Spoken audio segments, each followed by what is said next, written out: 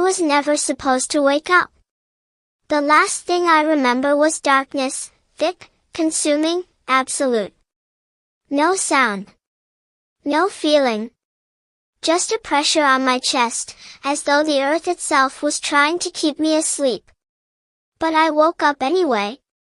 My lungs filled with dirt. My fingernails scraped against polished wood. Panic hit first, a primal, feral thing. I screamed, but the noise died in my throat, not because I was afraid, but because there was no space to scream. My body was trapped, wrapped tight like a corpse. Then it hit me. I was a corpse. I was buried alive. The coffin smelled of cedar and rot.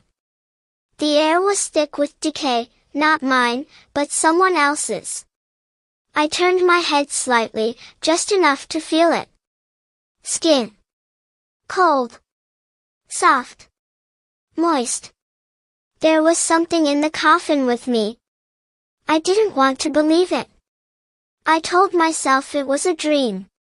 A hallucination. Maybe I was still in the ritual. Maybe they had drugged me. But then it moved. Fingers. Touching my face. And then.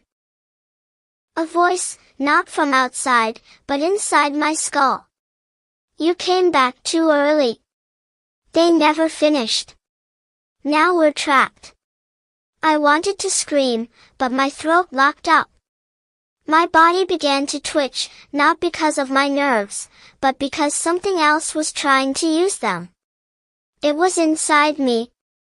A memory flooded in, sharp and wet like a needle. Candles. Symbols on the floor. A circle of robed figures chanting in a language that hurt to hear. I was lying naked on a stone slab. Blood running from my nose. My eyes forced open. You are the vessel, someone had whispered. And then, nothing. Until now. Until I woke up buried with the thing they tried to summon. It wasn't supposed to stay. But they got it wrong. They misread the timing. The stars weren't aligned. The blood wasn't pure. The gate only opened halfway, and it stayed open just long enough for it to crawl in. Now we were sharing a body. I felt its thoughts bleeding into mine. Memories that weren't mine. Worlds I'd never seen. A burning sun that screamed as it rose. A mirror that showed your soul turning black. It whispered again. They left us. They didn't bind me. But now we are one. Suddenly, the coffin shifted. The dirt above was being disturbed. Shovel sounds. Voices. Someone was digging me up. The lid cracked. Light poured in, harsh and blinding. A face stared down at me. A priest? No. It was him. The man who led the ritual. The one who called me the vessel. He smiled. She's still breathing.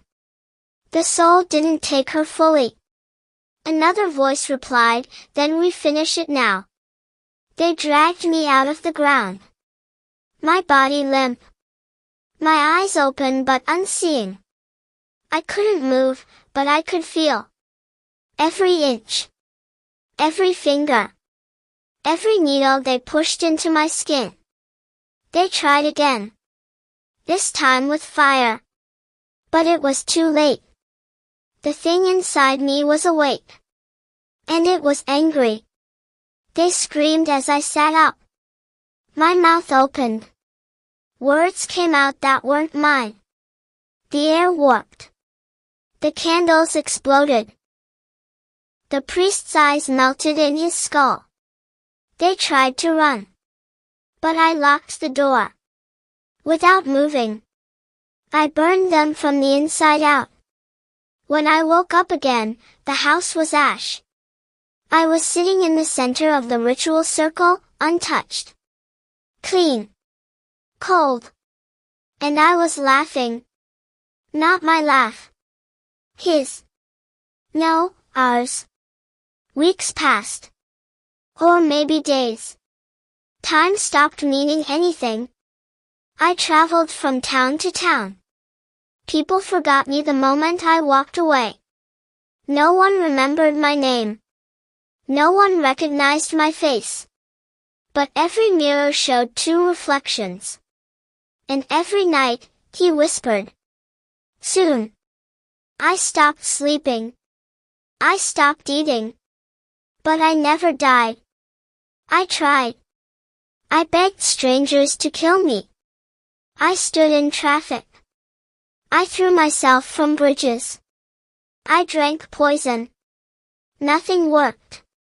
Because the moment I closed my eyes, I was back in the coffin. And he was waiting. Each time, he smiled a little wider. Grew a little stronger. Used my hands to claw deeper into reality. Then one day, I woke up in a hospital. Clean sheets. A machine beeping. A nurse looked down at me and smiled. But her eyes, they weren't her own. He had found someone else. He was multiplying. Using me to split himself. To copy. To grow. Now, he's everywhere. In voices behind you on empty streets. In the reflection that lags behind your movement. In the feeling that someone's breathing down your neck, when no one's there. You think you're safe because you're awake. So was I. Until I wasn't. Now, I'm just the first. But you're next. He likes to crawl into people who are alone. Who feel empty. Who wish they were someone else. Someone stronger. Someone darker. If you've heard this voice, it's already too late. We're already inside. And soon, you'll wake up in your own coffin. But you won't be alone either.